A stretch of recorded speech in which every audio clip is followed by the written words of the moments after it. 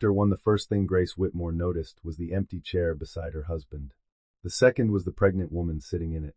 Daniel Whitmore had reserved the private dining room at Aurelia for their 7th anniversary dinner, then arrived 20 minutes late with his hand on another woman's lower back.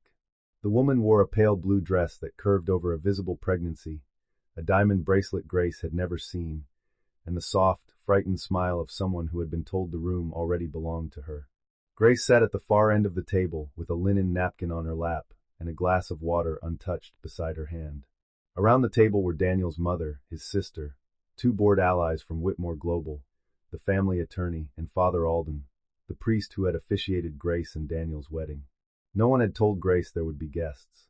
No one had told her there would be a replacement. Daniel stopped near the chair beside him. He looked handsome in a dark suit, silver at his temples, his face composed with the exhausted nobility men performed when they were about to ask a woman to accept humiliation as maturity. "Grace," he said, "this is Elise Marlowe." Grace looked at Elise. Blonde hair pinned loosely, blue eyes shining with tears, one hand resting on her stomach, a small gold necklace at her throat, the initial D catching the candlelight. "I know who she is," Grace said. Elise's smile trembled. Daniel's mother, Victoria Whitmore, straightened in her chair. She was 70, elegant in black silk, with white hair swept into a perfect twist and eyes sharp enough to make servants apologize for weather. She looked at Grace as if Grace had already failed the first test by speaking plainly. "Then we can begin without unnecessary drama," Victoria said. Grace turned toward her mother-in-law. "Begin what?" Daniel pulled out Elise's chair. Elise sat carefully, one hand at her belly, the other gripping the edge of the table. Daniel remained standing. "Elise is pregnant," he said. The room went still in that rehearsed way people become silent when they already know the line and are waiting for the victim to hear it. Grace did not blink. Daniel swallowed. "With my son. His son. Not a child. Not a baby. A banner." Grace felt the words enter the room and circle her like smoke. For 5 years, Victoria had asked about grandchildren with sweetness that tasted like poison. For 5 years, Daniel had missed appointments, postponed tests, and told Grace not to make fertility a pressure point. For 5 years, Grace had sat alone in clinics while nurses avoided looking too sympathetic. Now he had brought a pregnant mistress to dinner and called the child his son before ordering wine. Grace lifted her glass and took one small sip of water. "Congratulations," she said. Daniel flinched. Elise looked startled, as if she had expected screaming and had dressed for it. Victoria's lips tightened. "Grace, this is not easy for anyone. It appears easier for some than others." Daniel sat down slowly. "I know this hurts." Grace looked at him. 7 years of marriage sat between them like an account no one wanted audited. The early mornings when he built Whitmore Global from a failing inherited logistics firm into a luxury supply chain empire. The nights he came home shaking because lenders were circling. The contracts Grace read for him, debts she quietly restructured under a private vehicle called Lark Holdings. The world called Daniel self-made. Grace had allowed it because she loved him then. "Do you?" she asked. His jaw tightened. Victoria placed a manicured hand on the table. "We did not invite you here to exchange accusations. We invited you because the family must make arrangements." Grace looked around the private room. The family attorney had a folder beside his plate. Father Alden looked at the tablecloth.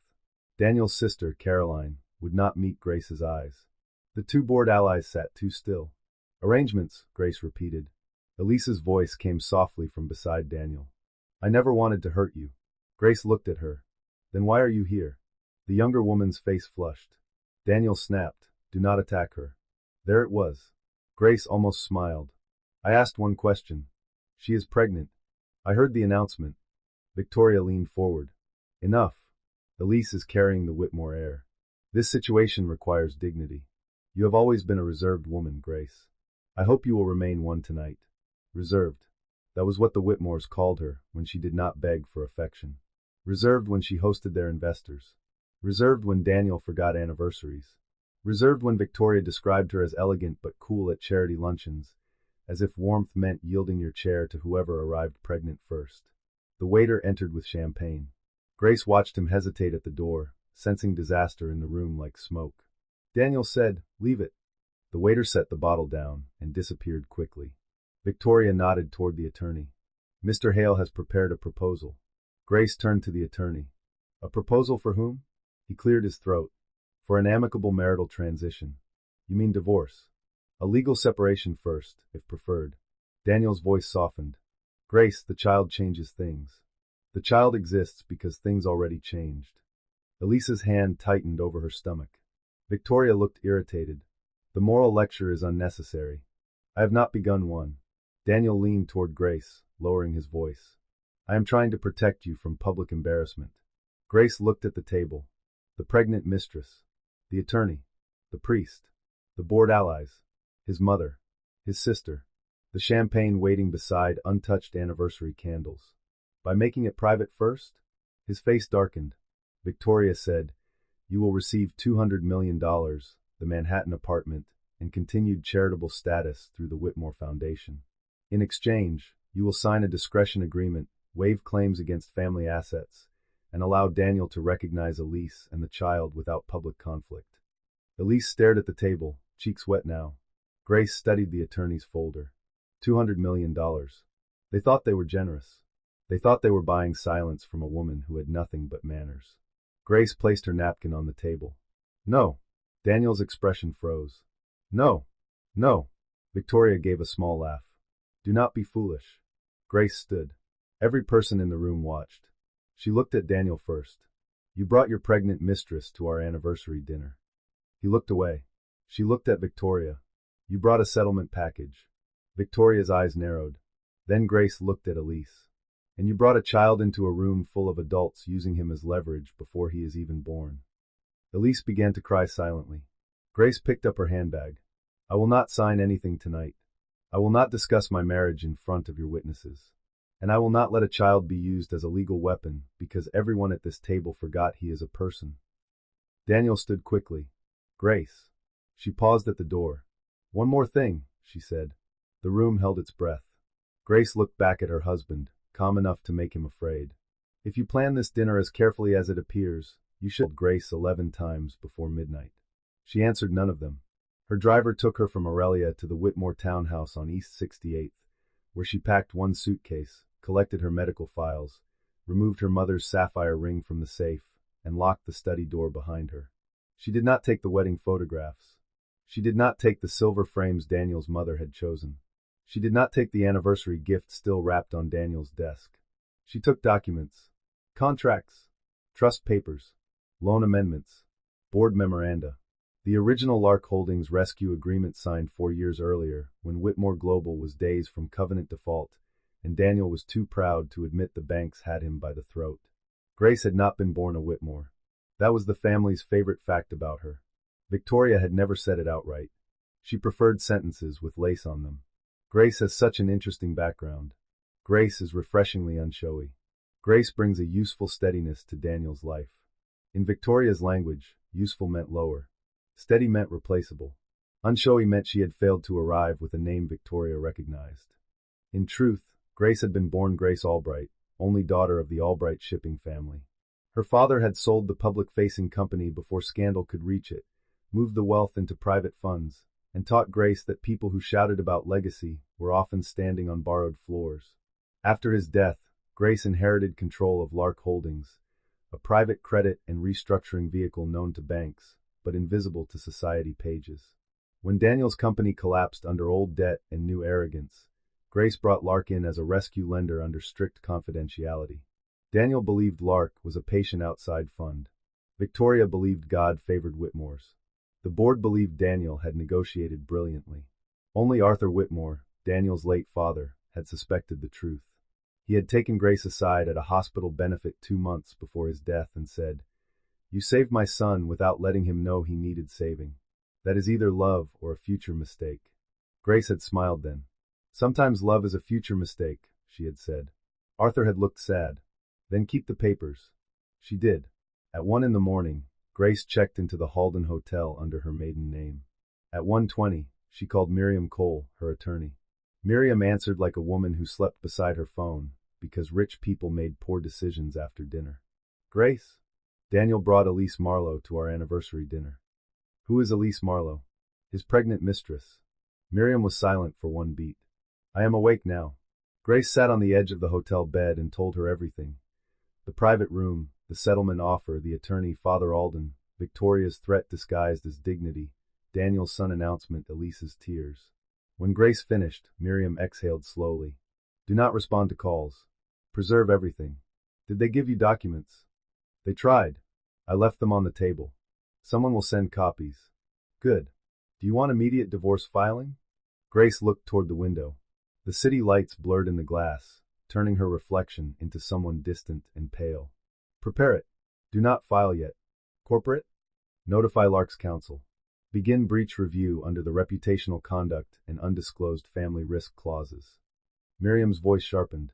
You want to go after Whitmore Global? I want to understand what Daniel thought he could promise Elise. House? Trusts? Child recognition? All of it. Do you think company funds are involved? Grace thought of Elise's diamond bracelet, the one she had never seen, the one shining under candlelight while Victoria discussed $200 million as if Grace were a line item. Yes, she said. Miriam paused. You sound calm. Grace looked at her hands. They were steady, but her chest felt hollowed out. I am not calm. I am organized. There is a difference. A useful one. After the call, Grace opened the hotel minibar, took out a tiny bottle of whiskey, looked at it, and put it back. She was pregnant. 9 weeks. Daniel did not know. Grace had planned to tell him at dinner. She had even brought the sonogram in a cream envelope tucked inside her handbag, thinking an anniversary dinner might become a turning point. Not a magical repair.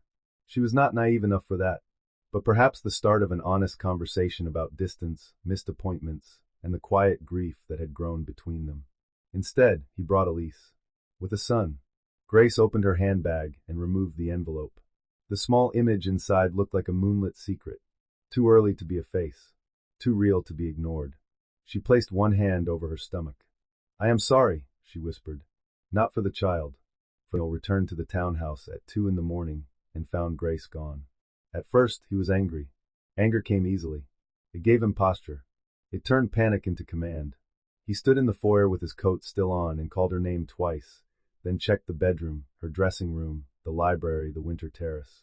Her absence grew larger with every room. By the time he found the safe open and several folders missing from the study, anger had become fear. He called his mother. Victoria answered immediately. Did she come home? She left. Where? If I knew, I would not be calling. Victoria was silent for a moment. Then, what did she take? Daniel looked at the desk. Documents. Which documents? I do not know. Daniel. He hated the way she said his name, as if he were still 10 years old and had broken a glass in the dining room. Lark papers, he said. Another silence. This one had weight. Why would Grace have Lark papers? Victoria asked. Daniel's throat tightened. She reviewed them years ago. Why? He closed his eyes. Why?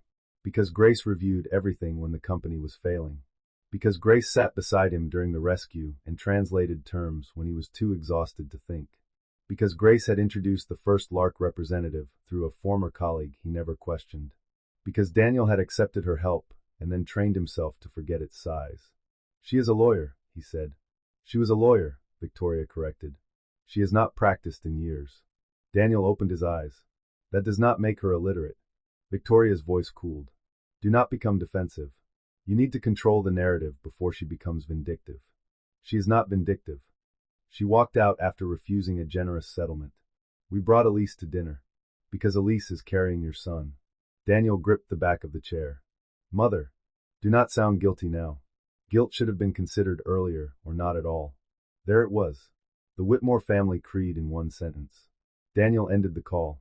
He stood alone in the study, surrounded by shelves Grace had organized, books Grace had chosen, legal binders Grace had updated, and the silence of a woman he had assumed would stay because she always stayed long enough to solve the problem. His phone buzzed. Elise.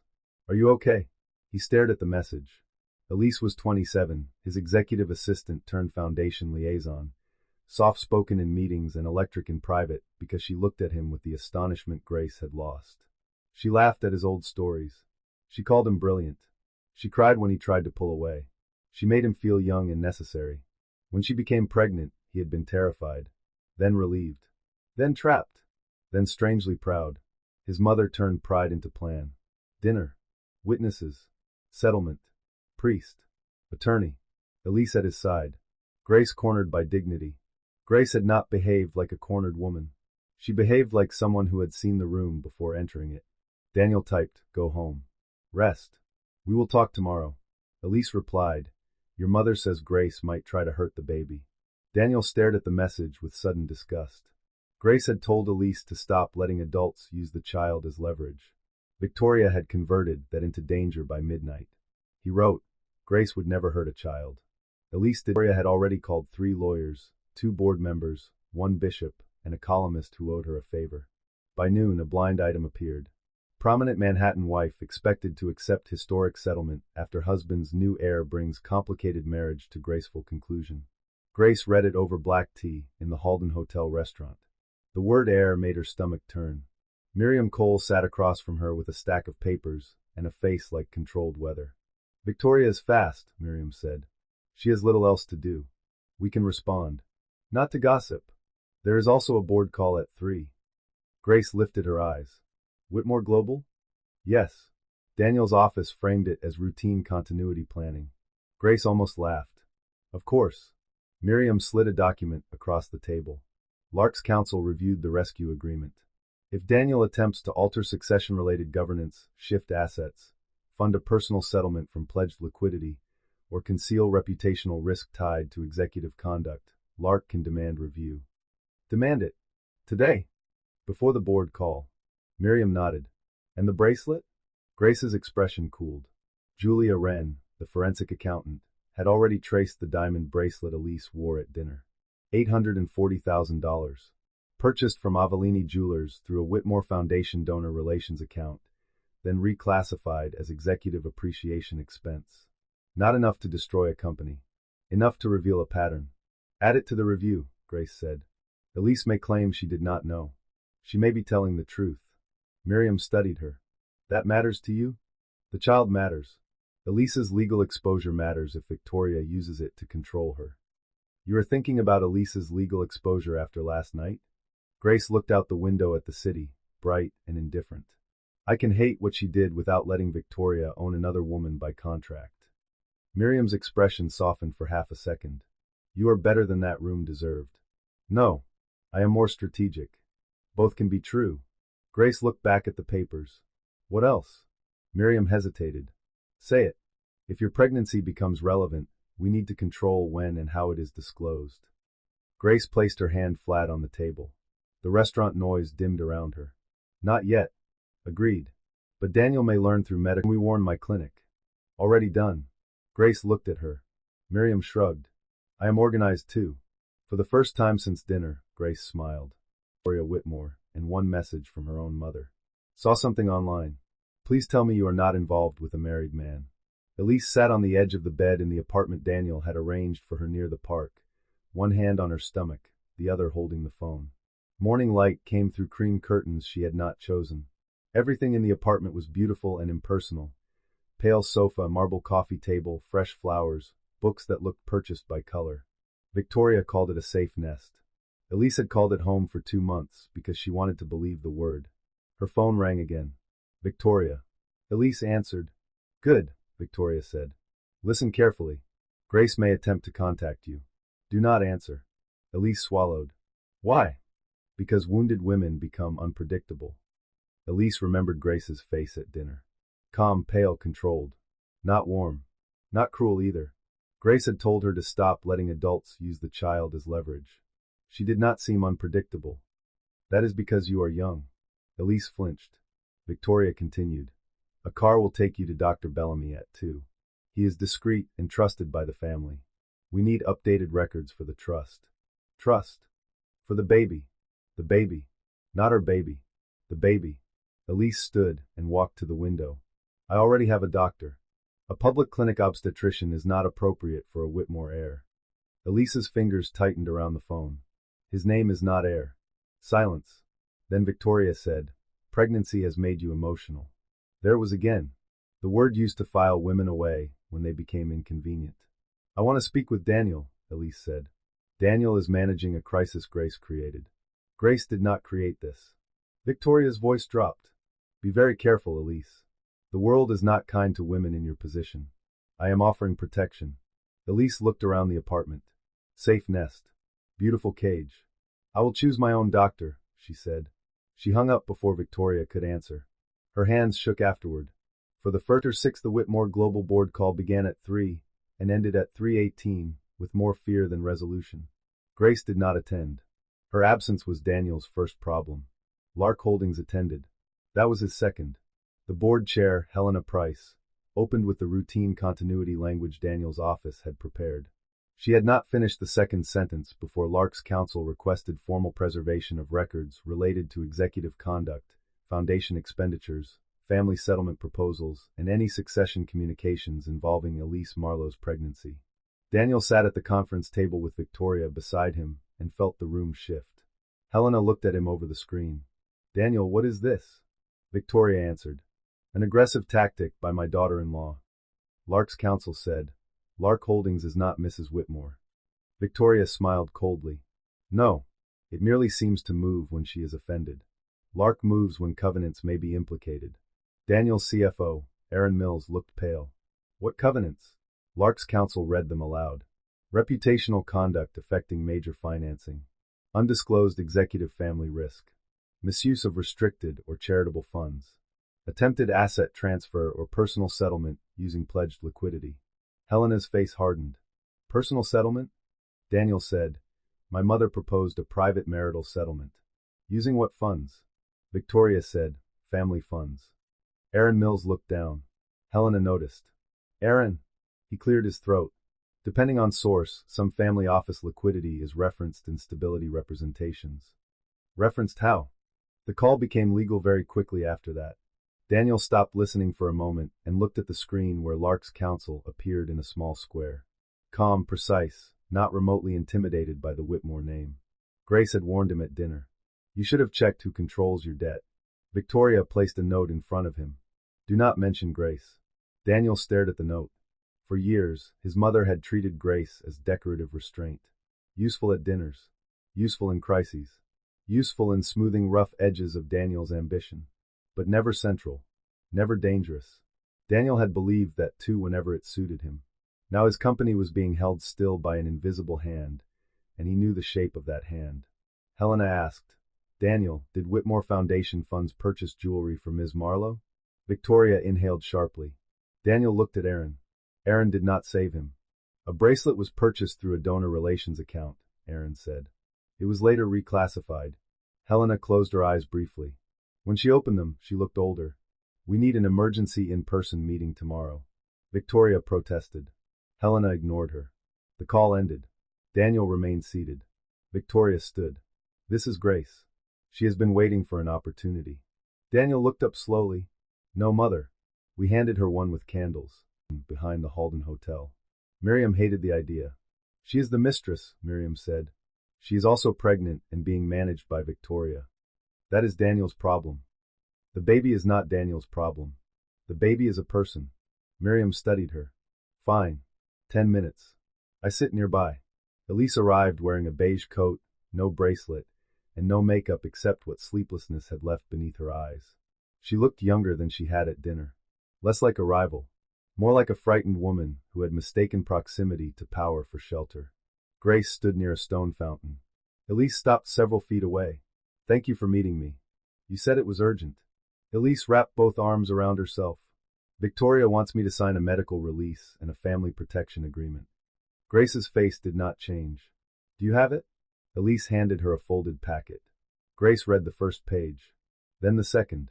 Then she stopped because she already knew enough. The agreement offered housing, medical support, and a trust allocation after birth.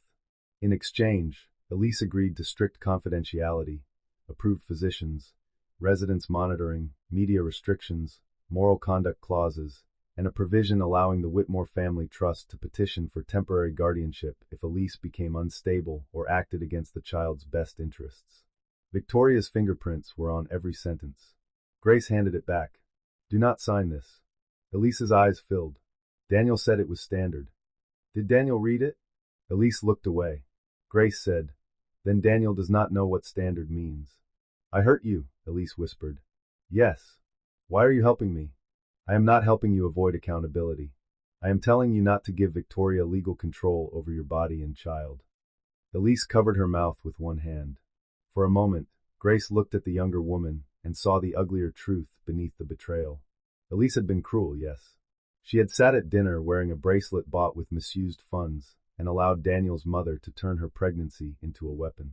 But she had also been invited into a machine built long before she arrived. Grace knew the machine. It polished women until they reflected Whitmore interests, then called the shine gratitude. Get your own attorney, Grace said.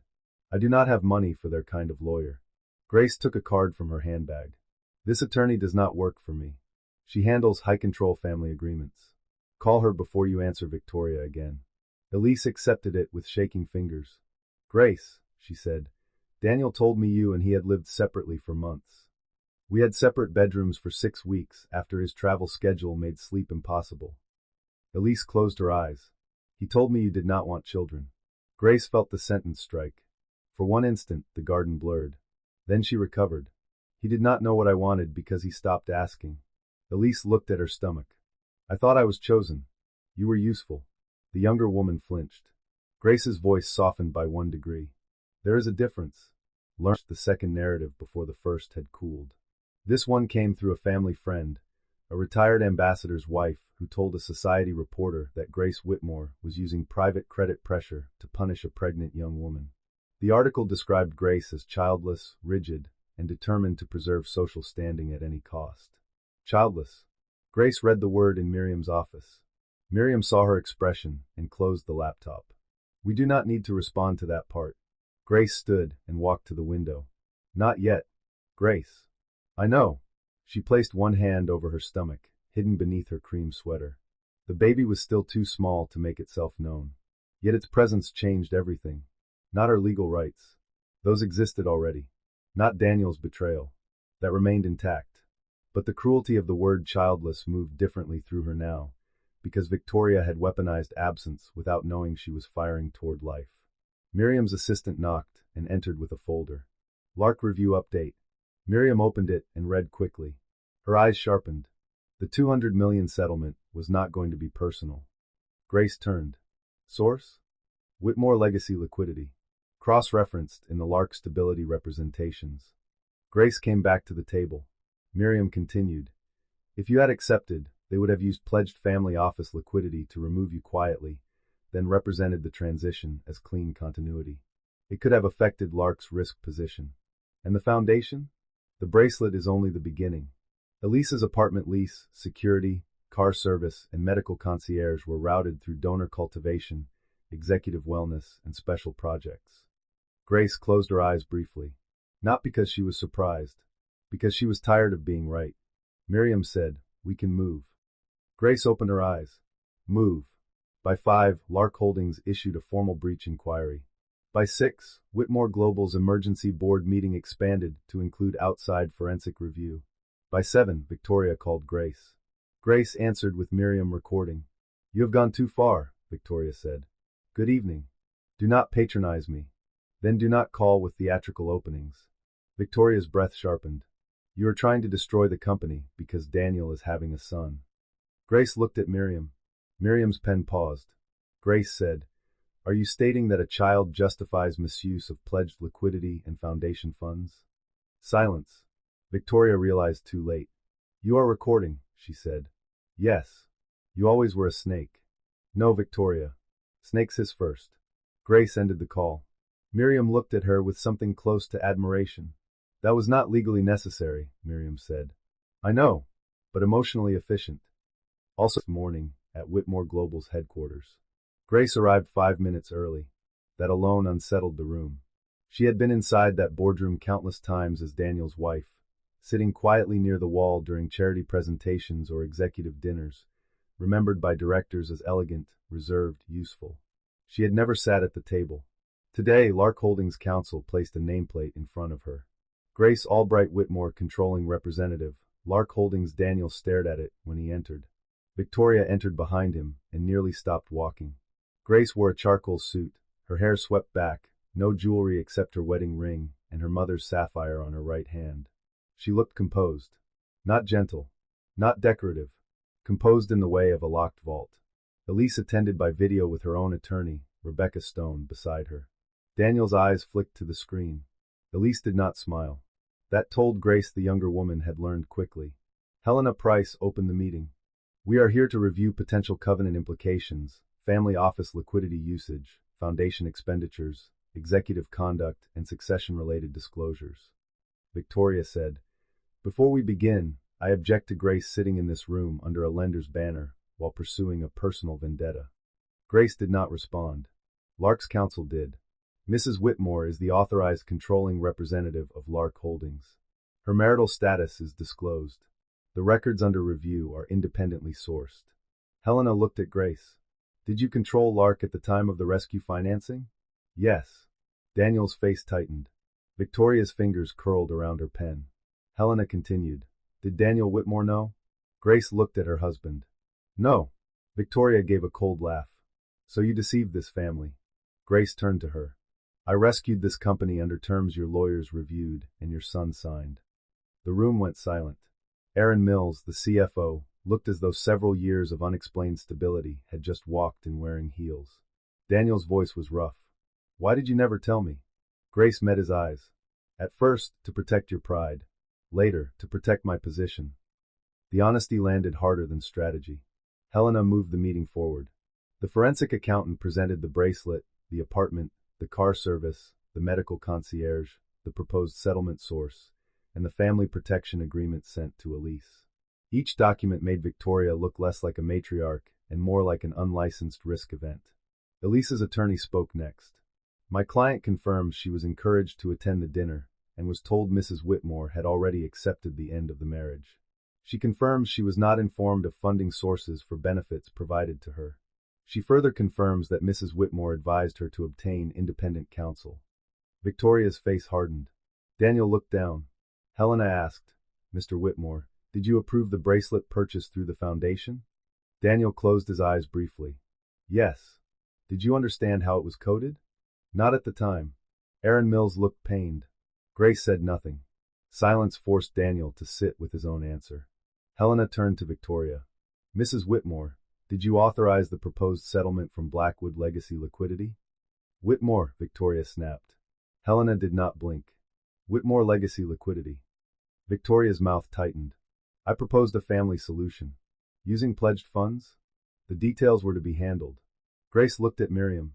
Miriam slid forward the recorded transcript from Victoria's call. "You are trying to destroy the company because Daniel is having a son." Helena read it, then passed it to the next director. The room cooled by degrees. Grace finally spoke. "This is not about Elise's child. It is about adults using him as a shield for governance misconduct. If the child is Daniel's, he deserves support, privacy, and a father who does not make his existence an excuse for fraud." Elise covered her face on the video screen. Daniel looked at Grace with something like grief. Victoria looked at her with hatred. Grace continued, "Lark requires immediate preservation of records, suspension of discretionary family office transfers tied to corporate stability, independent review of foundation expenditures, and removal of any non-executive family member from succession or settlement negotiations." Helena glanced at Victoria. Everyone understood. The board voted within the hour. Victoria lost access to family office liquidity decisions tied to Whitmore Global. Daniel retained his title, but lost unilateral approval over foundation and discretionary executive expenditures pending review. Lark's breach inquiry remained active. Elise's agreement was formally disavowed. Grace left before Daniel could Halden Hotel that night. Grace allowed him into the lobby lounge, not her suite. He arrived without his mother, without counsel, without the clean confidence he wore in public. His tie was loosened. His face looked gray with exhaustion. When he saw Grace at the corner table, he stopped for a second as if permission to approach was no longer something he trusted. Good, Grace thought. Access should feel different after betrayal. He sat across from her. "You were Lark," he said. "I am Lark." He flinched at the correction. "All these years," he said. "Yes. You let me think I saved the company." Grace studied him. "Did you?" His jaw tightened, then loosened. He looked down at his hands. "No," he said. It was the first clean answer he had given in days. She waited. He looked up. "I hated needing you." "I know. That is why Elise happened." Grace said nothing. Daniel rubbed both hands over his face. "No. That sounds like blame. Elise happened because I chose it. But I wanted someone who did not know the worst parts of me. Someone who saw the image and believed it. And now she has a lawyer and will barely speak to me. Good. He looked pained. You mean that? Yes. Grace, I did not read the agreement my mother gave her. That is not a defense. It is a confession. He exhaled shakily. I know. For a moment, neither spoke. The lounge pianist played something soft and forgettable. Couples laughed near the bar. A waiter poured wine 2 tables away. Ordinary life moved rudely around extraordinary damage. Daniel leaned forward. Were you ever going to tell me about Lark? I almost did after your father died. Why didn't you? Because at the funeral reception, you told Senator Hayes you had carried the company through the restructuring with instinct and nerve. I was standing beside you. His face changed. He remembered. Good. Grace continued. That night, I realized you did not need to know who helped you. You needed not to know. Daniel's eyes reddened. I was ashamed. You were rewarded. He looked away. Did you love me? He asked. Grace almost closed her eyes. There it was. The question men asked when evidence ran out, and they wanted emotion to reopen the case. Yes, she said. He looked back, hope moving too fast across his face. She stopped it. That is why this hurts. Not why it changes. His hope vanished. Is there any version where we repair this? Grace looked at the man she had loved. The brilliant, frightened, vain, tender, selfish man who had brought his pregnant mistress to dinner because his mother told him a wife could be cornered by witnesses and bought with money. Not the version that exists today. He swallowed. What if I become different? Then become different without using me as proof. He nodded slowly, but pain worked through him. As she stood to leave, he said, There is something else, isn't there? Grace paused. Daniel looked at her midsection, then at her face. Something you are not telling me. Her blood went cold. Good night, Daniel. She walked away before he could turn suspicion into entitlement. Through a mistake in a florist invoice. The Whitmore townhouse staff had been instructed to redirect Grace's mail to Miriam Cole's office. One boutique floral account, however, still sent monthly household statements to Victoria's assistant because Victoria had insisted years earlier on approving arrangements for major rooms. The statement included a canceled order from Daniel's anniversary dinner. White gardenias, no lilies, no strong scent due to early pregnancy sensitivity. Victoria read the note twice. Then she called Daniel. Is Grace pregnant? Daniel did not answer. Daniel. Do not. Is she pregnant? I said do not. Victoria's voice sharpened. You knew? No. I suspected. And you did not tell me? It is not yours to know. Silence. Then Victoria said very softly, Do you understand what this means? Daniel closed his eyes in his office. It means Grace is carrying my child. It means Elise's son is not the only heir. Mother, do not pretend this is not material. A child is not material. In our family, children are always material. He felt sick. For the first time, Daniel heard his mother's worldview without the velvet. It was not legacy. It was ownership. You will not contact Grace, he said. Do not command me. I am warning you. Victoria laughed once. You grow a spine at inconvenient times. He hung up. 10 minutes later, Miriam Cole received a call from Victoria's attorney requesting confirmation of Grace's pregnancy and paternity. Miriam's written response was 3 sentences. Mrs. Whitmore's medical information is private. Any attempt to obtain, publish, infer, surveil, or pressure disclosure regarding her medical status will result in immediate legal action. Govern yourselves accordingly. Grace read the response in silence. Miriam watched her. She will not stop. I know. We can request a protective order. Prepare it. Grace sat back, one hand resting over the slight curve beneath her dress. It was still barely visible, but she could feel the difference now. Her body knew before the world did. She thought of Elise, also pregnant, also being measured by Victoria's hunger. 2 women. 2 unborn children. One family trying to turn biology into a board seat. Grace closed her eyes. When she opened them, the path was clear. Schedule a meeting with Elise's attorney, she said. Miriam raised an eyebrow. Joint front. Limited. Child privacy and anti-coercion only. That will drive Victoria. Chapter 12. The joint statement from Grace Whitmore and Elise Marlowe landed like a stone through a glass room. It was short, legal, and devastating.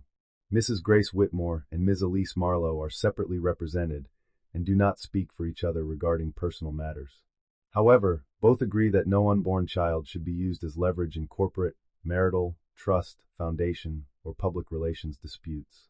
Both parties request privacy and reserve all rights against any person attempting to obtain medical information, pressure custody agreements, or weaponize pregnancy for financial advantage. The statement did not mention Victoria. That made it more effective. Everyone knew. Elisa's mother called her crying with relief. Daniel sent no message, which Grace appreciated. Victoria released no public response, which meant her lawyers had finally tackled her to the ground metaphorically, if not physically. But the board understood. So did the press. The story was no longer jealous wife versus pregnant mistress. It was two pregnant women protecting their children from a powerful family machine. Daniel arrived at the next board review quieter than before. Elise attended by video with her attorney. Grace attended for Lark. Victoria was not invited. Helena Price looked almost pleased by that. The forensic review had expanded. It found that foundation funds had covered not only Elise's benefits, but also private reputation consultants tasked with preparing Grace's graceful transition narrative. It found that Victoria's office drafted talking points describing Grace as childless before any legal separation existed. It found a proposed trust memo that referred to Elise's unborn child as primary continuity asset. Elise left the video frame for 3 minutes after that phrase was read. When she returned, her face was pale and hard. Daniel looked devastated. Grace felt cold rage move through the room like winter air. Primary continuity asset. Not son. Not child. Asset. Helena asked Daniel, "Did you see this memo?" He answered, voice low. "No." "Did you authorize your mother's office to prepare it?" "No." "Did you create conditions allowing your mother to believe she had authority?" Daniel closed his eyes. "Yes," he said. "It was not legally elegant. It was true." The board acted.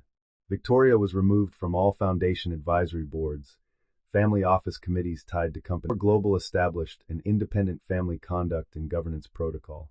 Daniel remained under restricted authority, while an external CEO search began.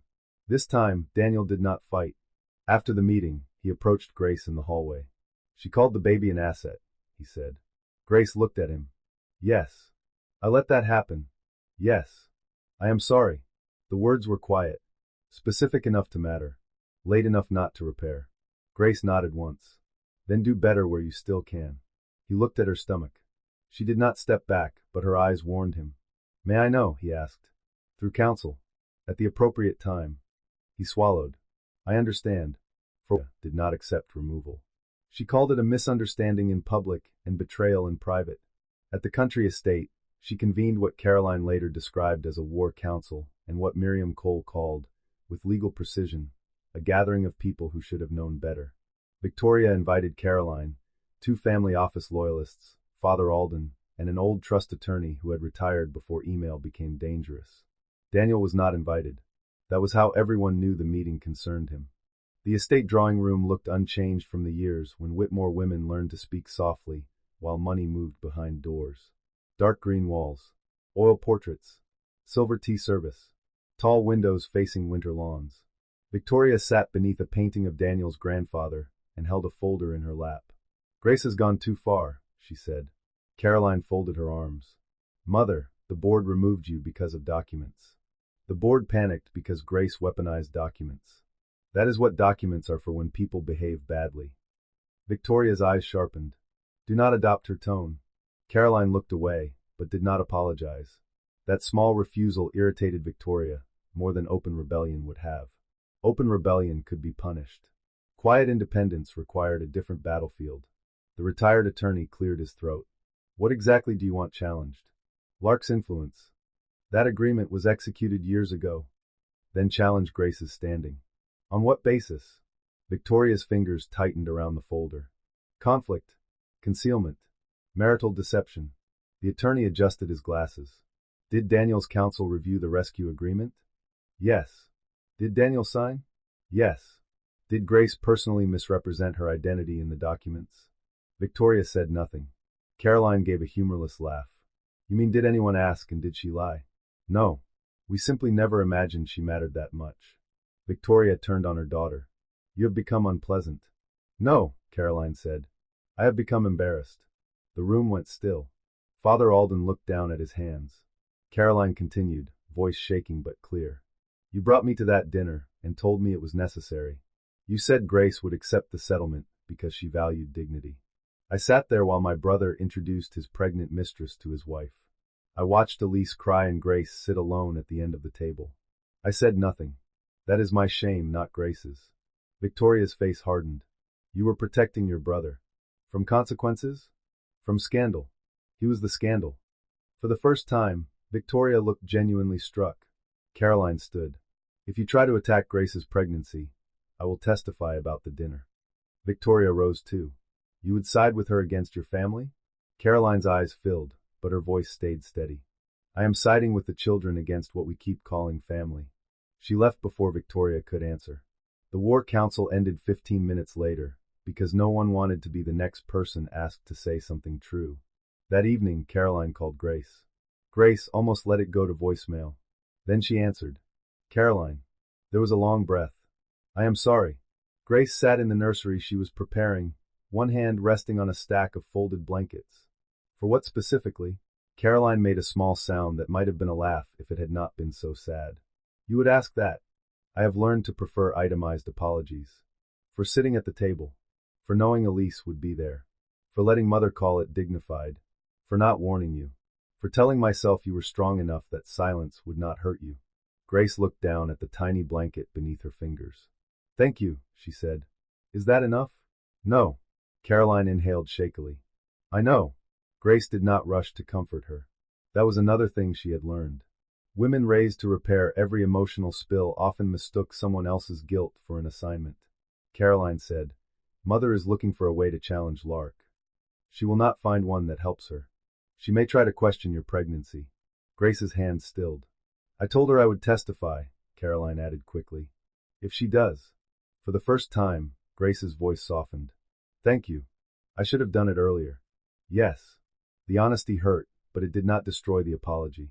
Caroline accepted it quietly. If you ever allow me to meet Clara, I will be careful. I will consider it when she is older. That is more than I deserve. Yes.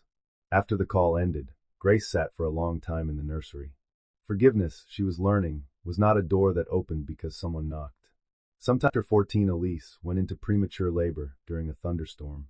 It happened 6 weeks before her due date, just after midnight, when the city was slick with rain and sirens sounded farther away than they were. Elise's mother called Daniel first. Elise's attorney called Miriam because the medical privacy agreement required notification if the baby arrived early. Grace woke to Miriam's call at 12:43. Elise is in labor, Miriam said. Preterm. Hospital has her. Daniel is on his way. Grace sat up carefully. Her own pregnancy made every sudden movement feel negotiated. Is she safe? Unknown. Her attorney says stable but frightened. Grace looked toward the rain-dark window.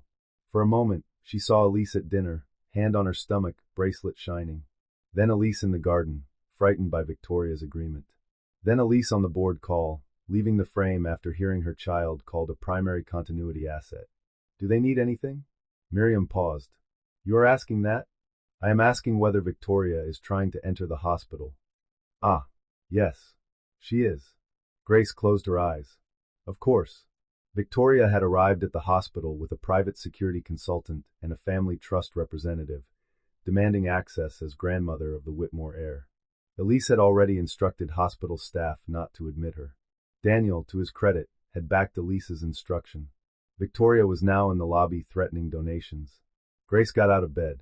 Send hospital counsel the joint statement, Elise's privacy notice, and the board order removing Victoria from succession matters.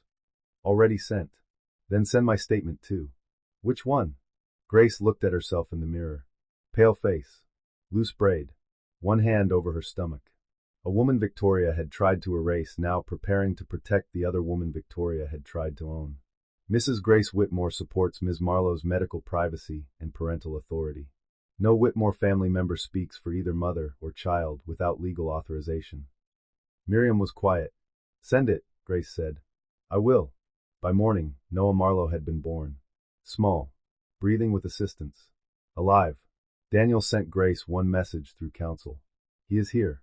Elise is recovering. Victoria was denied access. Grace read it twice. Then she replied through Miriam. I am glad they are alive. Nothing more. That afternoon, a tiny hand wrapped around Elise's finger. Grace looked at it for a long moment. The baby did not look like an heir. He looked like a child who had survived adults. She placed one hand over her own stomach and whispered, "You will not be born." Of executive power happened quietly. There was no dramatic removal by security, no shouting in a marble lobby, no viral clip. The board preferred clean minutes and unanimous resolutions. Men like Daniel often imagined downfall as theater because theater gave them an audience. Governance gave them a calendar invite.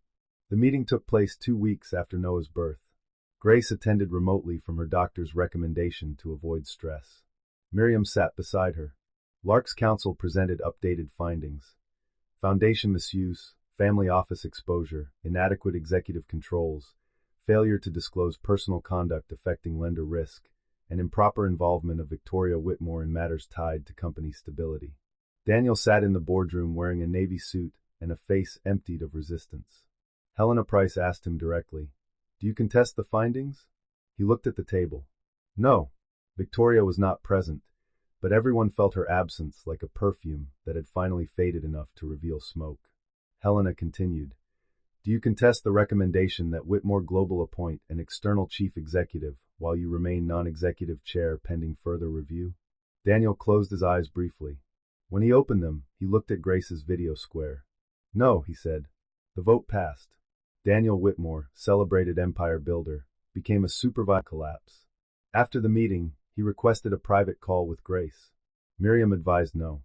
Grace said yes with recording. Daniel appeared on screen alone in the boardroom after everyone left. The city behind him was bright and indifferent. "I did not fight it," he said. "I saw. Not because I am noble. I did not assume." He almost smiled. Then it faded. Because when Noah was born, I stood outside the neonatal unit and realized my mother was on the phone asking about trust notices before Elise had even held him properly.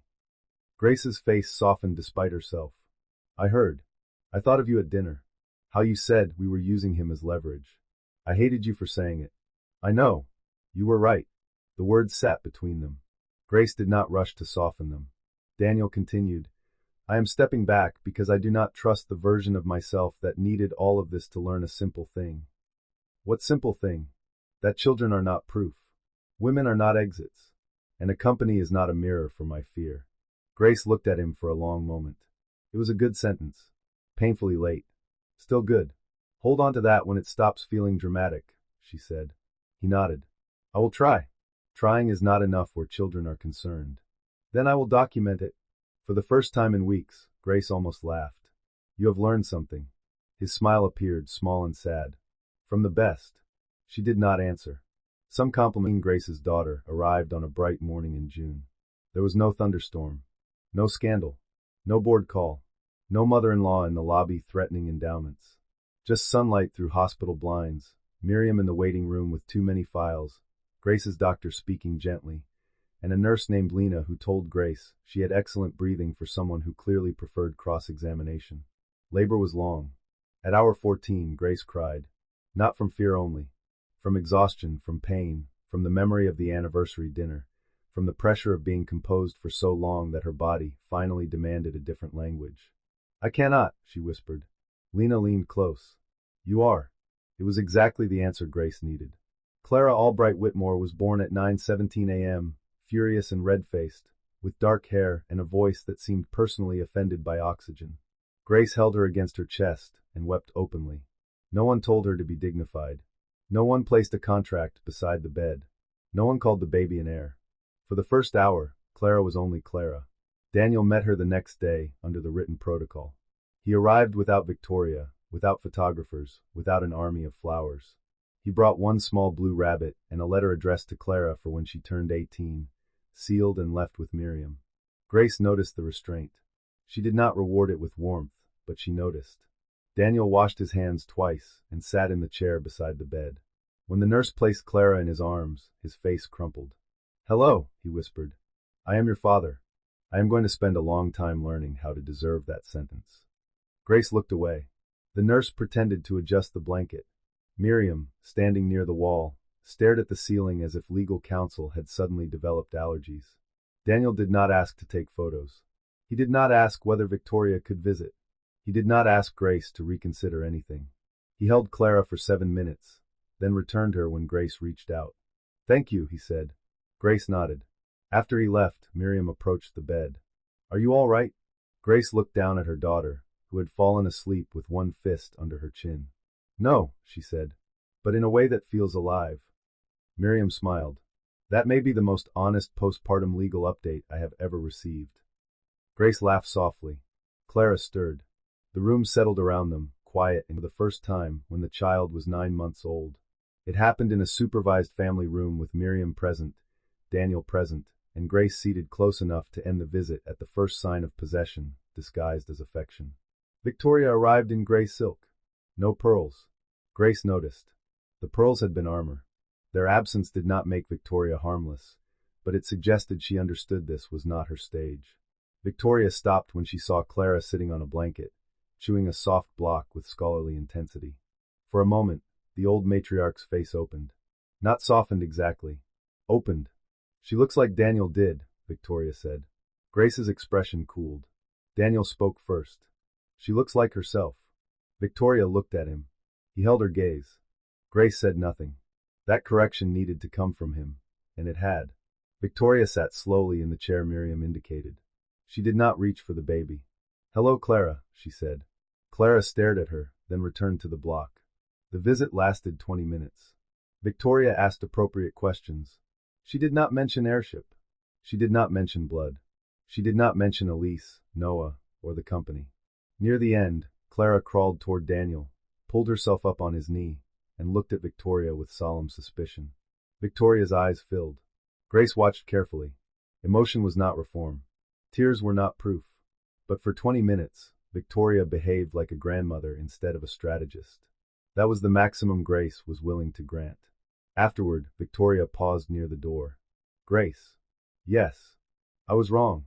Miriam's pen stopped. Daniel looked at his mother. Victoria's mouth tightened, as if the words had sharp edges. "At dinner. With Elise. With the agreement. With Clara. I was wrong." Grace held Clara against her hip. "Yes," she said. "You were." Victoria nodded once. No forgiveness was offered. No forgiveness was demanded. After 18, the Albright Lark Foundation did not begin with a gala. Grace refused. "No chandeliers," she told Miriam. "No champagne. No speeches from people who like the sound of generosity." Instead, the first program began in a rented legal aid center on a rainy Wednesday morning. Folding chairs. Coffee in paper cups. A table of plain language guides. 3 attorneys. 2 financial counselors. 1 trauma therapist. 12 women who arrived quietly and sat near exits. Grace stood at the back, not introduced as a benefactor at first. She watched a young nurse learn how to freeze joint credit. She watched a teacher ask whether emotional coercion counted if no one shouted. She watched a pregnant woman read a sample medical privacy letter and begin to cry. At lunch, Miriam nudged her. "Say something. They are busy. They need to know why you built this." Grace looked at the room. She had not wanted to become a story. Stories flatten people. They made pain useful too quickly. But perhaps that was only dangerous when the person in pain had no control over the telling. She walked to the front. "My name is Grace," she said. The room quieted. 2 years ago, my husband brought his pregnant mistress to dinner. His family placed a settlement package on the table and asked me to leave quietly. I was told this was dignity. It was not. It was erasure with good manners. No one moved. I had resources many women do not have. Lawyers. Money. Documents.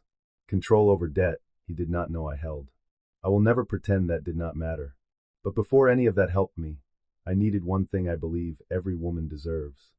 She looked at the pregnant woman still holding the privacy letter.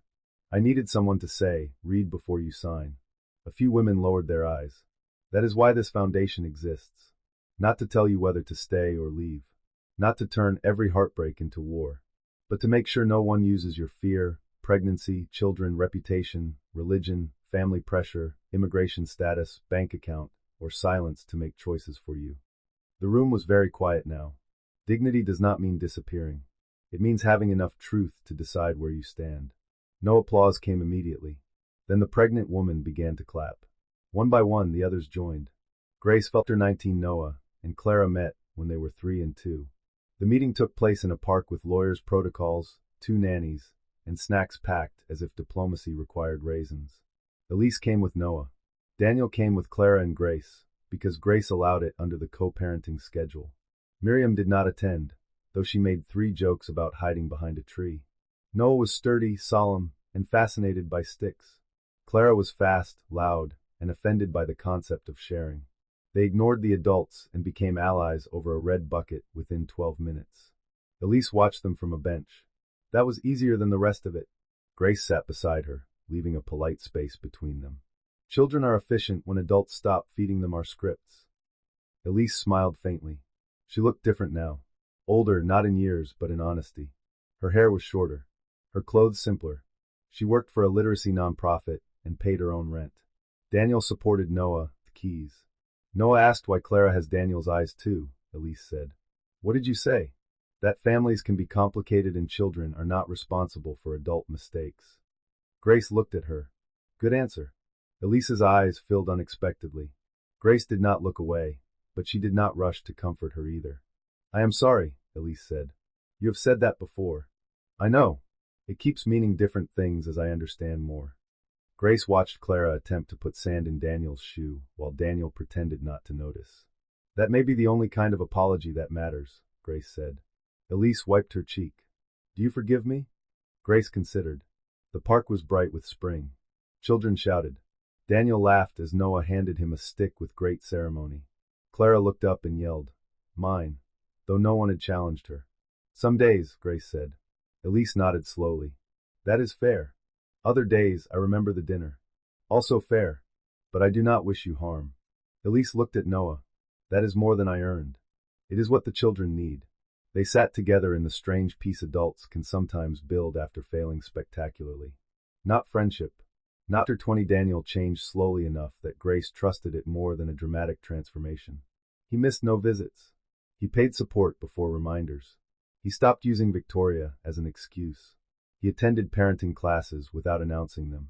He read Clara the same book 6 times because she demanded it and did not once mention that he had once negotiated shipping contracts across 4 continents. He also relapsed into old habits. Once, he tried to solve a scheduling disagreement by calling Miriam instead of asking Grace directly through the parenting app. Grace denied the request and, You are right. I apologize. Another time, he referred to Noah as his eldest during a foundation report draft. Elise objected. Grace objected separately.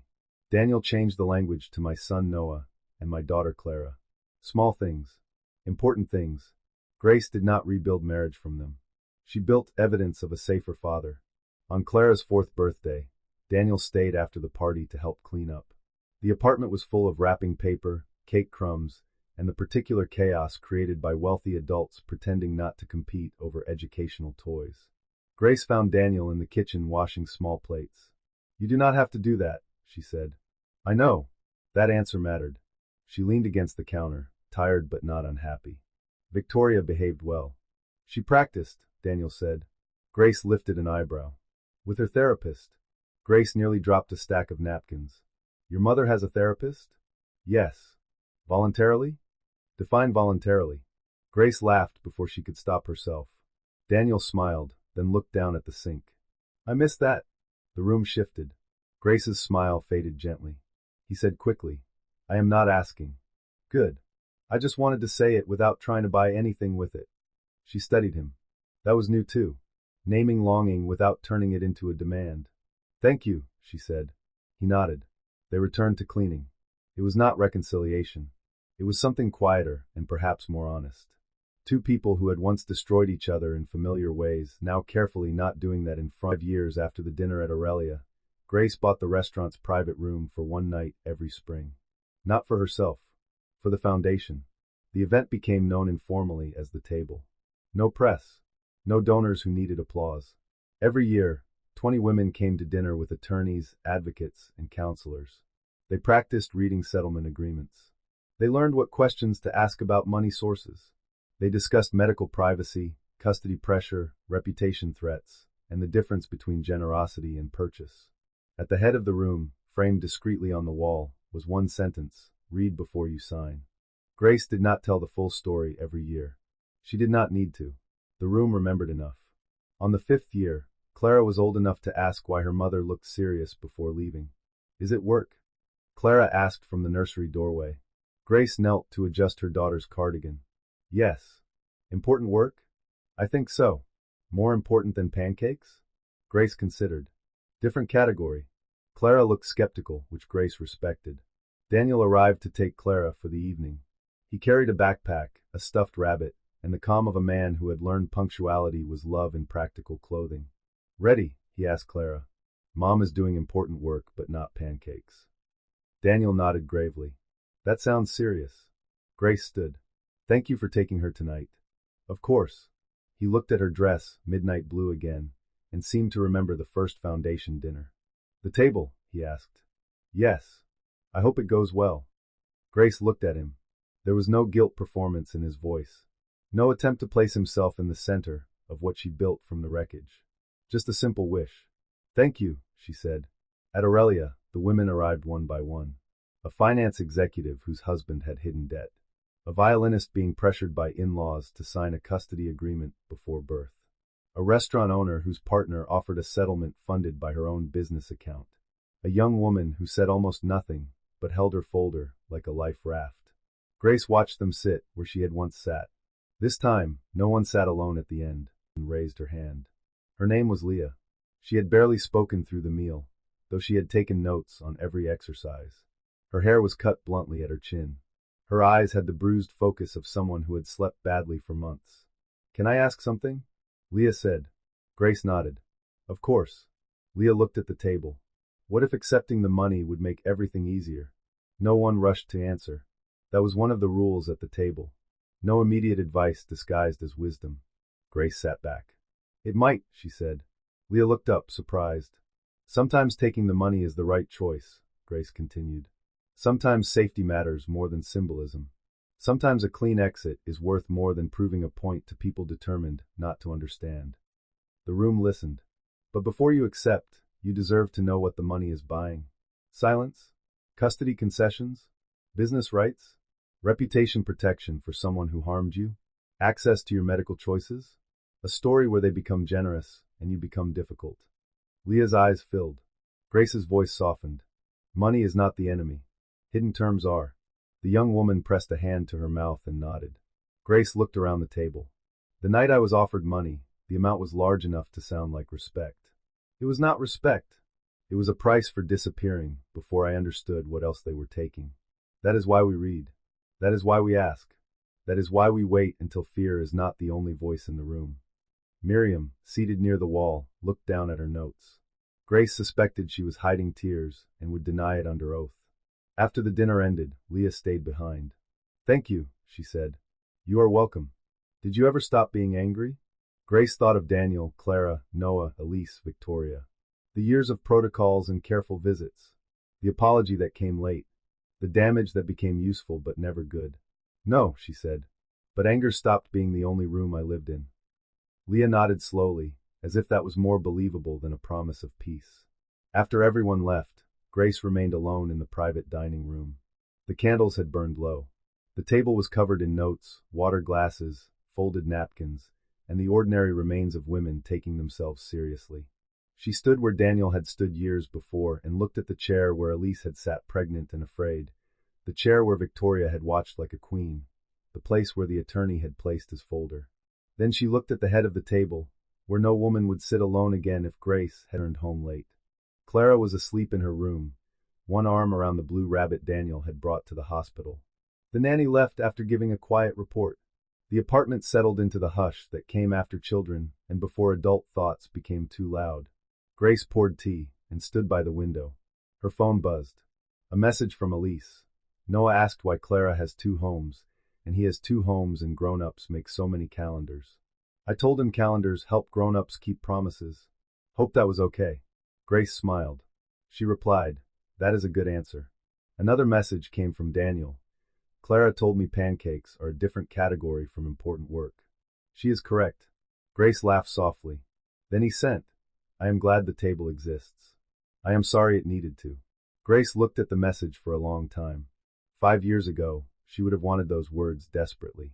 2 years ago, she might have distrusted them completely. Now they were simply words from someone who had become less dangerous, because consequences had done their work. She replied, "So am I." Outside, the city glowed with 1,000 windows, each holding a life no headline would fully explain. Grace thought of the young woman at dinner asking whether taking the money would be easier. She thought of Elise in the hospital. Victoria saying air. Daniel saying sun. Her own hand on the sonogram envelope, while champagne waited in the room. The memory still hurt, but it no longer ruled the house. Clara stirred in the nursery. Grace went to her, adjusted the blanket, and watched her daughter sleep. Dark lashes against round cheeks. One hand open. One hand closed. Not an heir. Not evidence. Not the answer to anyone's pride. Just Clara. Grace touched the edge of the crib. "You will know love with boundaries," she whispered.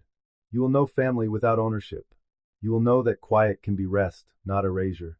In the low light, the blue rabbit leaned against the pillow like a... After 24 years later, people still told the story as if it began with the pregnant mistress. It did not. It began long before Elise entered the dining room. It began in every silence Grace swallowed to keep Daniel proud. Every meeting where she let him receive credit because she thought love did not need witnesses.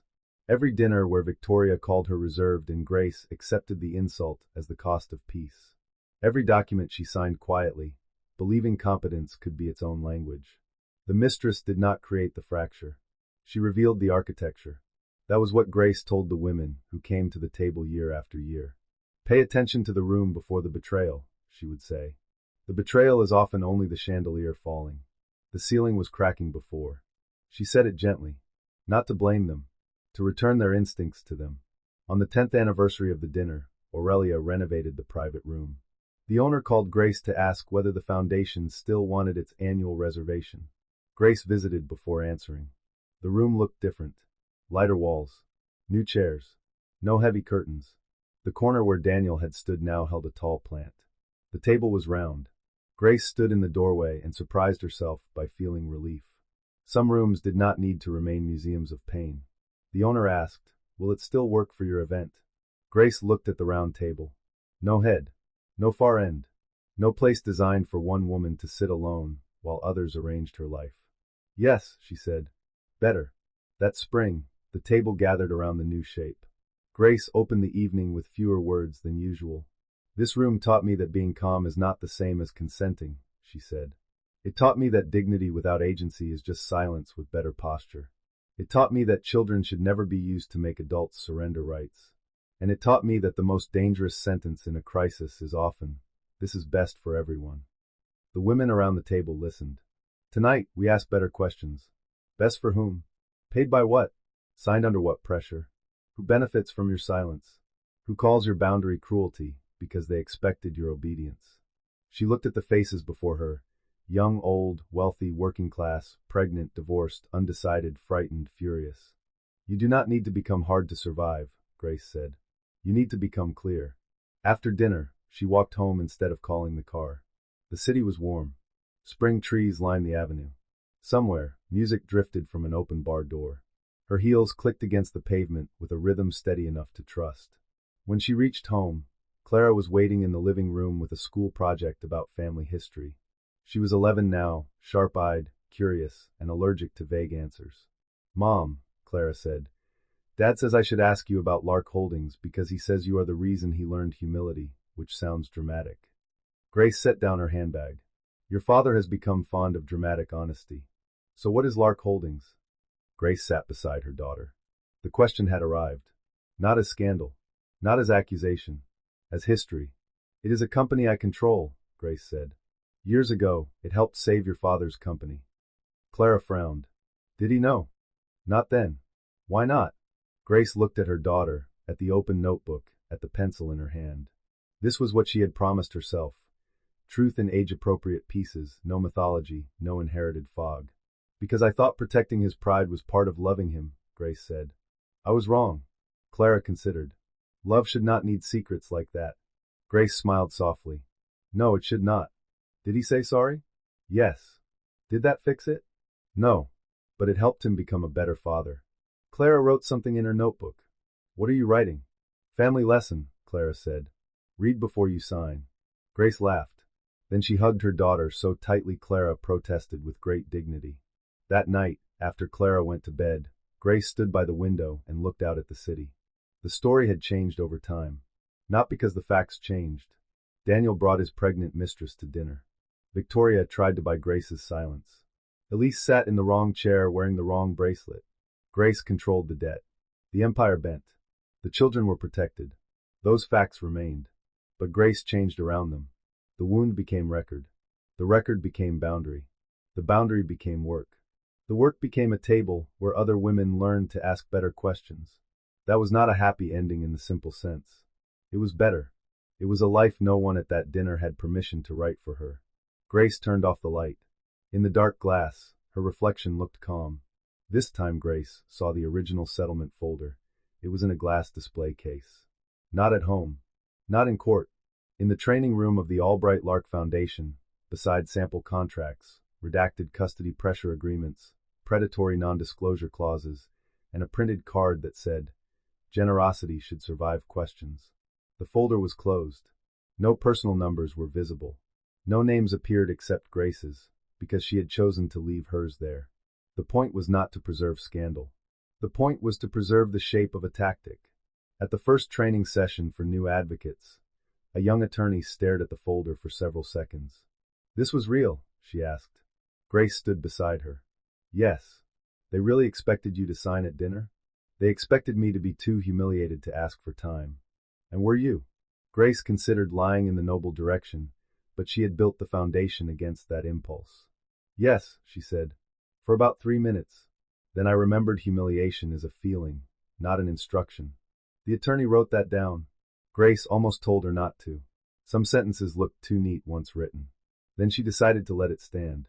Useful things did not become false because they sounded clean.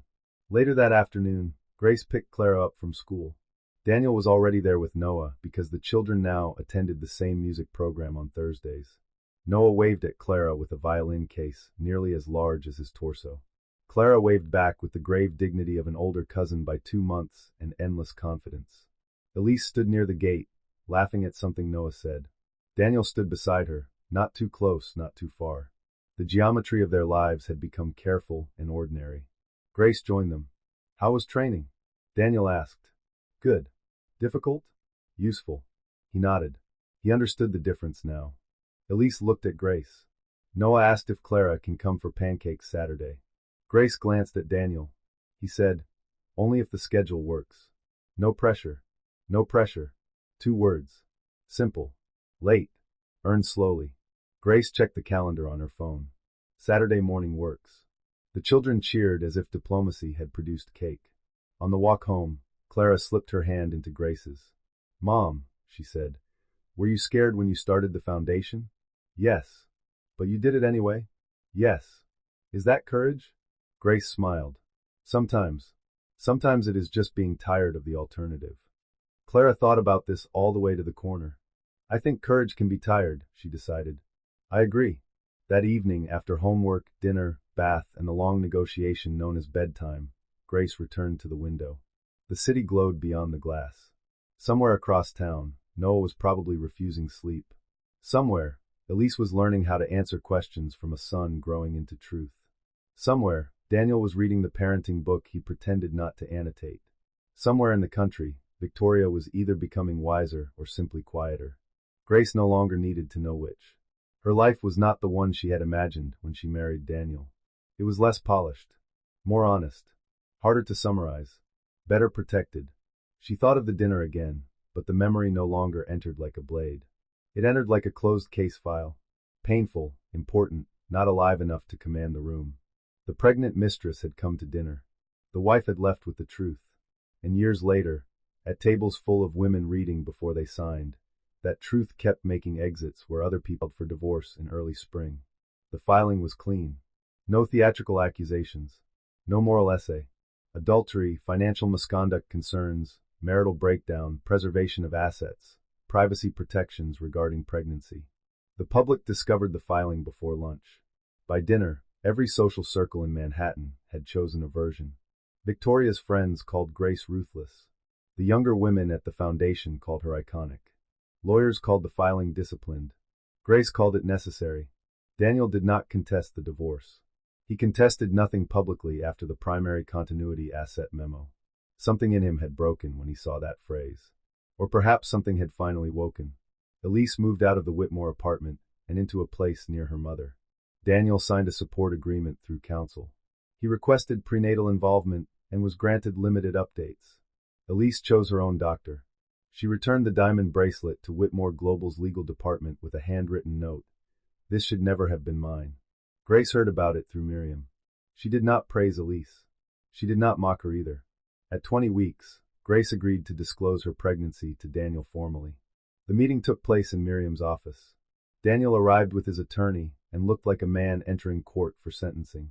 Grace wore a dark green dress and kept both hands folded over the file in front of her. Miriam opened the envelope and placed the medical confirmation on the table. Daniel read it. For several seconds, he did not breathe. "A girl?" he asked. Grace's expression softened despite her best efforts. "Yes." His eyes filled. "Grace. Do not." He closed his mouth. She appreciated that. Miriam reviewed the prenatal privacy agreement, future custody framework, communication protocols, and restrictions on Victoria's access. Daniel signed each page. At the end, he looked at Grace. "Thank you for telling me. You were entitled to know. Not entitled to access." He nodded. "I know. Do you?" "I am learning." Grace studied him. Learning was not redemption, but it was better than denial. Boy 6 pounds 2 ounces, born at dawn during a rainstorm. She named him Noah Marlowe, not Whitmore. The tabloids noticed. Victoria certainly noticed. Daniel accepted it without public complaint because the support agreement recognized paternity without controlling the child's name. Grace sent flowers through counsel. White tulips. No card beyond, wishing health and peace. Elise replied 1 week later. "Thank you. He is safe." That was enough. Grace's daughter arrived 2 months later, stubbornly late and loudly offended by the world. Grace named her Clara Albright Whitmore. Not after Elise. Not after anyone in Daniel's family. Clara had been Grace's grandmother's name, a woman who ran shipping accounts during a war and told every man who underestimated her that arithmetic had no gender. Daniel met his daughter under hospital rules and Miriam's watchful eye. He washed his hands twice. He sat when told. He did not bring Victoria. He did not bring flowers large enough to fill a room. When the nurse placed the baby in his arms, his face crumpled in a way Grace had not seen since the early years, before arrogance taught him to hide every soft place. "Hello, Clara," he whispered. The baby yawned. Daniel laughed through tears. Grace looked away. Not because she was unmoved. After 28 1 year later, Whitmore Global no longer belonged to Daniel in any meaningful way. He remained on the board with limited voting power and no executive authority. The company appointed an external CEO, cleaned the foundation accounts, and restructured family office boundaries under Lark's oversight. Victoria retreated to the country estate and gave interviews to no one after Helena Price threatened formal censure if she continued interfering. Elise raised Noah near her mother. Grace raised Clara in a sunlit apartment overlooking the park, with a nursery full of books, a rocking chair, and no family crest anywhere in sight. Daniel visited under a written schedule. He was punctual. He brought appropriate gifts. He asked before taking photographs. He listened when Grace corrected him. It was not love. It was not forgiveness. It was co-parenting built like a bridge after a flood, inspected often and trusted slowly. On Clara's first birthday, Grace hosted a small gathering at her apartment. Miriam came. Julia came. Helena sent a wooden puzzle. Elise sent a book with a note, for Clara, from Noah's mother. May they inherit better from us than the rooms they were almost born into. Grace read the note twice. Then she placed the book on Clara's shelf. Daniel arrived near the end of the afternoon. He held Clara carefully while she tried to eat the collar of his shirt. He looked tired, humbled, and more present than he had ever been when power surrounded him. "She has your eyes," he said. Grace smiled faintly. "She has her own." He nodded. "Right. Her own." Progress, Grace had learned, was sometimes a man accepting a correction without turning it into a wound. After the guests left, Daniel lingered near the door. "My mother wants to see her," he said. Grace's face changed. "I told her not yet," he added quickly. "Good. She is angry. Also familiar." He smiled despite himself, then grew serious. "I told her access is earned." Grace looked at him for a long moment. "And did you believe yourself?" Yes. She nodded. Then keep believing it when 2 years after the anniversary dinner at Aurelia, Grace returned to the restaurant. Not to reclaim the room. To change its meaning. She hosted the first Albright Lark Foundation dinner there, a private event supporting legal and financial advocacy for women facing coercive family settlements, pregnancy-based pressure, and reputation attacks. The guest list was small: lawyers, doctors, social workers, trust experts, and women who had survived rooms where someone placed a check, a contract, or a child on the table and called it destiny. Grace wore a midnight blue dress and her mother's sapphire. At the entrance to the private dining room, she paused. For 1 second, the old scene returned. Daniel standing beside Elise. Victoria in black silk. The attorney's folder. The priest's lowered eyes. The champagne. The word son. The feeling of being expected to break politely so others could proceed. Then the door opened. Inside, the table was set differently. No anniversary candles. No settlement folders. No witnesses arranged like weapons. Just women speaking freely. Documents placed beside plates because this crowd trusted paperwork, and flowers without heavy scent. Miriam touched Grace's arm. Ready? Grace looked around the room. Yes. During dinner, she gave a short speech. There was a night in this room when people tried to convince me that dignity meant leaving quietly, she said. They used money, family, religion, pregnancy, and reputation as arguments. At the time, I thought I was losing a marriage. Later, I realized I was being asked to surrender my place in my own life. The room listened. I do not believe every betrayal should become a war. But I do believe every woman deserves counsel before she is asked to be gracious about her own removal. She deserves to know where the money comes from. She deserves to know what the contract says. She deserves to know whether the people asking for dignity are really asking for silence. Grace looked toward the windows, where the city reflected back in gold. Children deserve better too. They are not heirs before they are babies. They are not assets before they are held. If adults cannot remember that, then adults need lawyers, boundaries, and sometimes lenders. Laughter moved through the room, warm and knowing. Grace smiled. The world often praises women for being calm while they are being erased. I have learned to praise something else. The moment a woman says, I will not disappear just because you arranged the table. The applause was soft at first, then full. Grace sat down with her heart beating steadily. Not healed into forgetting. Healed into use. The night air was cold. Cars moved along the avenue. Somewhere, a woman laughed into her phone. Somewhere, a couple argued softly near the curb. Life continued in its careless, generous way. Grace's phone buzzed. A message from Elise. Noah took his first steps today. Grace watched the short video.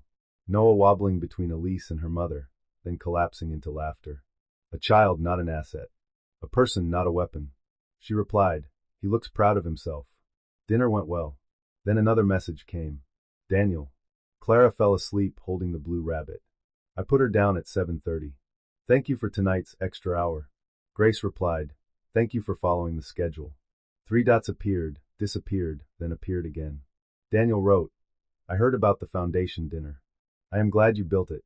Grace looked at the message for a long time. Then she typed, so am I. No more. It was enough.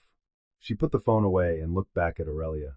2 years earlier, she had walked out of that room with a sonogram in her handbag and a marriage collapsing behind her. She had thought silence was the only thing keeping her upright. Now she understood. Silence had only been the first tool. After silence came records. After records came boundaries. After boundaries came rebuilding. After rebuilding came a life where no one could bring a pregnant mistress to dinner and mistake Grace's composure for consent. She lifted her face to the cold air. The night did not applaud. It did not need to. Grace Whitmore had not won because Daniel lost, or because Victoria was removed, or because the company learned who held its debt. She won because the room they designed to erase her became the place about betrayal, hidden power, and the quiet moment a woman refuses to disappear.